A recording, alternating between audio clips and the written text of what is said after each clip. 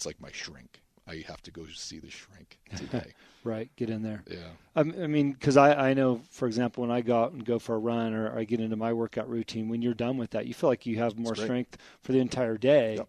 And I don't think that you can convince enough people how powerful that can be. Yeah, and I think for myself, you have all these people that are doing something or another where they're like, well, I'm going to have a glass or two of wine after dinner, or I'm going to drink, and so on and so forth. And you don't realize you possess all those feel-good things that can maybe help you cope with other things internally. And it's just the start. I think I lucked out. I didn't know what was happening. I just went to the gym with my buddies for one day, and I felt tremendous. And I was hooked, and I'll always be hooked. And yeah, you have your bad times. You go through weeks or months where you're like, I'm not motivated. It doesn't feel like it used to, but for some reason I keep going back to it. Yeah. So even when you were out in California, you kept working out and making that a part of your life? So I kept doing that. It was definitely a component of my life going through college, and then through college through right now, and I'm selling car wash chemicals, and I'm selling copy machines, and I think I realized, I don't know, I was always doing something as a kid. I didn't know it was called entrepreneurship. I was always like, well, I'm going to create a company that when it snows, I'm going to gather all my friends, and I'm going to pay them $1 for each, sidewalk they do, but I'm going to charge the guy $20. I didn't know that was entrepreneurship, but I guess it was in some way. So I know when I told my mom, like, hey, I'm going to do this, I don't know if she was the happiest because it wasn't the safest, but I don't think she was necessarily shocked either. So. Sure. Touching on when you're a kid, your childhood, was that an actual business that you did, or did you have other things that you created like that? I mean, I used to sell gum at school. So same deal. I would always, be the kid with candy in school, and I would sell it. When it snowed, I definitely was out there grinding. But I was really good at gathering and motivating my friends, where I was like, I just need you. You don't need to do anything but just shovel. I'll do the rest. I'll talk to them. I'll get the money. But I realized that I could make more money doing that. Yeah. Facilitating the whole thing. And it seemed like everybody was happy. The customer was happy. My friends were happy because I was paying them. And I was kind of happy because I didn't really have to do the hard labor. So yeah, that's one of them. And then there's been all different types of things I've done over the years as a kid. But again, I didn't have a plan. It was natural. Yeah, felt normal to you. Felt normal to do it. But that's not always the case with kids. I find, especially when you start doing more research on it, kids that have like a newspaper route or some type of business when they're young, they turn into true entrepreneurs when they're older. I'm a big fan of Gary Vee and his podcast. He talks about having 8 lemonade stands when he was 6 years old, and he didn't work any of them. He just collected the money. Totally. Go figure. It's kind of like you with your buddies in the snow shovel. Yeah, I listen to his podcast occasionally. He's good. I like his attitude on life, and sometimes it's harsh and abrasive, but I guess being East Coast, I kind of like that. Yeah, I like that too. He calls people out on their bullshit, right? 100%. So you had this epiphany to start this nutrition company. Yep. I spent a little time on your website. I think it's genius to mix your own ingredients together so that you get what you need. So you said you worked on it for about a year on the business plan? So the business plan, I was starting to write, and I was getting through it. And I think I was in my early 20s, mid-20s. And the reality is you start realizing, like, this is major and this is going to cost money, and there's a lot of facilitation to this. So this is around the time I met my partner. My partner, Dante Trudell, he actually used to own a magazine. And I used to follow him online. He used to train professional bodybuilders back in the day. And I remember used to read what he would write about chemistry and biology, and super smart guy. And I knew he lived in San Diego, and I was living in Huntington Beach at the time. And I knew the weird premise of this company was very niche-y, and he would get it just as much as I wanted this company first and foremost for myself in reality. Yeah, sure. And I knew just from reading what he's wrote over the years, he would probably get it too. So I bugged him. I sent him an email. It took about a month for him to finally go, "What do you want, kid?"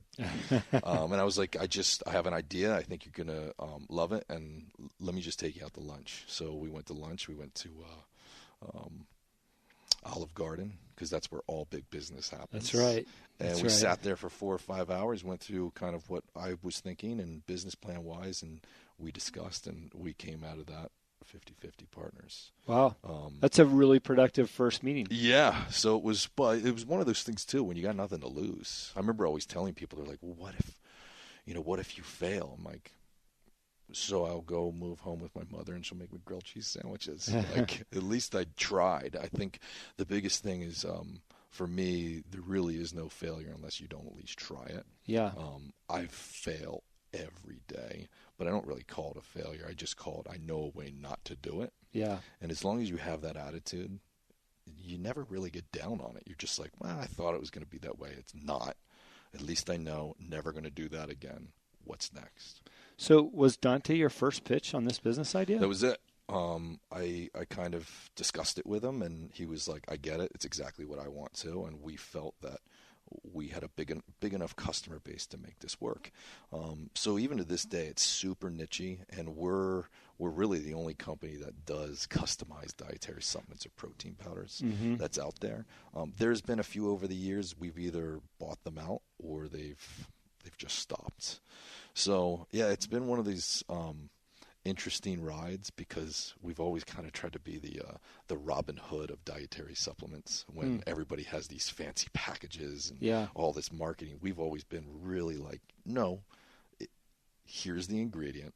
There's no fillers. Here's the quality of the ingredient. We test it and we show it. And we always felt like, why wouldn't anybody want this? The reality is, what we've learned is that most people want to be marketed. Yeah, absolutely. Yeah. I want to step back to your business plan real quick, because I think it's phenomenal that your first target, Dante, your first meeting, you nail your first business partner. Yeah. And I've always promoted, if somebody wants to get into business, write a business plan. And if you're not willing to take the time to write a good, solid business plan, why should anybody be interested in partnering with you or investing with you, et cetera? 100%. Tell me about that business plan, because you spent a year doing it, or maybe even close to that. What did that entail? Because I think that's important for people to understand. Yeah, the business plan itself, the reality is, I tell people all the time, I didn't learn how to study or really become knowledgeable until college. I kind of floated through high school. Yeah. I was one of these guys that, I was happy with C's and D's. That was my deal. I would never be considered like, well, that guy's academically really intelligent. So writing the business plan was, I think, first and foremost, I'm really goal oriented, and I was like, I want to be able to see that I can write this thing. So writing it wasn't the difficult part. The research involved was really difficult. But doing the research really allowed me to map out in my head how it's going to work. I still always tell people, though, if I followed my business plan, I'd be out of business. So you do also good point. You do also need to morph and figure out what you thought was the case. Sometimes isn't the case, but it's a good foundation. Sometimes the walls just end up in different places. Yeah. So yeah, it took about a year.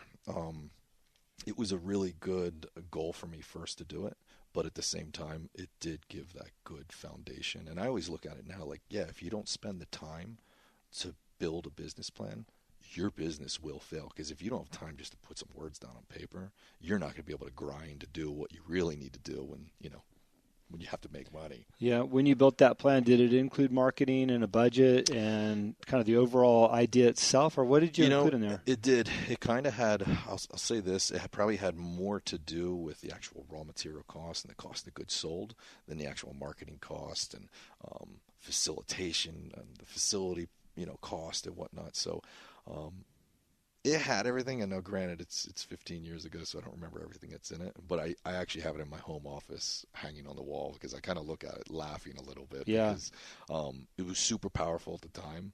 However, I don't even remember what's in it anymore. No, but I think what's great about that is that it does show, your commitment to put the plan together. Here you were in a job that you're unhappy with. You wrote a business plan that you were passionate about something. But it got you to the next step, and that was you had the confidence to call Dante for over a month to get the first meeting, and then you sold him on the first meeting. That's pretty incredible. Yeah, no, he. I kind of knew ahead of time where he would be into it, though. Yeah. It was like, this is a pretty easy sale.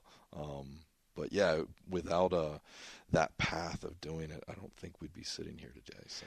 But and I appreciate the posture that you say that you knew he'd be into it, but clearly that came from your own research and understanding who your audience was. Yeah, definitely. I knew about him for a while, and then I started thinking about myself, like even like where would we put the facility? Where could we meet in the middle? Because he's in San Diego and I'm in Orange County, and yeah, it definitely did take some thought, because I knew if I was like, hey, we're going to do this in Colorado, obviously he's out. Yeah. So yeah, it definitely did take some of that along the way. Yeah. Well, again, I think that's really important to know your audience, know the target of your meeting, and know what the buttons are to push for both sides. I'm sure you had to give on your side. Yeah, it's crucial. I mean, otherwise you're kind of just pissing in the wind. If you don't have at least some structure beforehand. It's like you doing your podcast. If you didn't have some structure beforehand, you're like, I don't know when this starts, ends. I don't know how to do it in the middle. Yeah. So I get it. Yeah, no, that's great. So you just mentioned you guys have been in business for what, 15 years? 15 years. We started 2003. We started really building like 2004 right in the beginning. Most companies, they say it takes about 2 years to really start generating.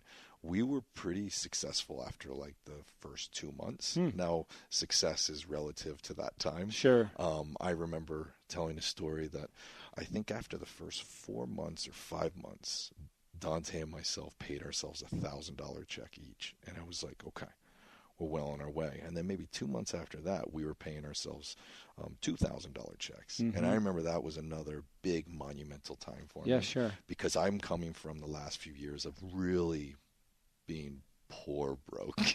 I'm not a dime to my name.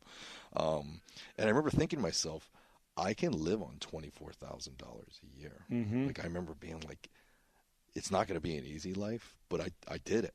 Like I don't have to work for anybody ever again. Like as long as I keep making $2,000, a month, yeah, I'm good. And that for me was, you talk about that black cloud, being removed of all that doubt of, can I do this? Is this going to work? It all went away at that moment. And then it's just like sustaining that and then hopefully growing it. Now, granted, again, it's easy to say now, and we can laugh about it because it's $2,000, but at the time, it was everything. Yeah, I think that there's a point in any business that you start, and I've started a couple, where you see a check rolling and you realize, okay, that black cloud is not coming back, and this thing's going to make it. Yeah, it's working. It's rolling. You can kind of sense it in the beginning, and that's why it's crucial also. When you write out your business plan, it's really a theory. It's a hypothesis. You don't know. And then going, okay, well, I'm following the plan. I need to skew from the plan here, and then all of a sudden you see maybe you have, a little more money comes in. Yeah. You skew it a little bit more. So, yeah, I think following the structure, keeping your ethos the same, like I said, prior to us talking, was we could make a ton of more money, but we'd be doing the wrong things to do it. Yeah. You have to keep your ethos. The idea of the business was, I'm customer 1 and 2, and Dante's customer 1 and 2. We don't want to take garbage. We want to make sure there's quality there, and that's always stayed consistent. Above bottom line. So your ethos or your mission statement today is what? It's the same as it was in 2003. It's really to basically offer materials, regardless if other people are comparing you apples to apples, is to offer the best quality material, because we're ingesting this stuff. You're not just putting it on. You're not wearing it. Yeah. You're putting it in your body. And I know, Western civilizations basically act upon, well, my arm fell off, doctor, can you put it back on? And we don't want to go down that path. We want to say basically health starts with you first, what you're consuming, what you're putting in you. So that has always been our ethos. And basically, as long as that stays at the top, it doesn't mean you can't make a buck. It doesn't mean you can't be successful, but that has to stay at the top. If we start selling sawdust, we may make more money initially, but it will ultimately be our demise. Yeah. Well, how tough is that in your industry? Because I've been the guy that's walked into the nutrition store most of my life, and either I'm being sold whatever the hot item is for the month, or I know what I like, or I know what works in my body. But I can also see there's a ton of competition, and there's also a lot of hesitation for the knowledge that's put out. You know, you got those in the old days, those beautiful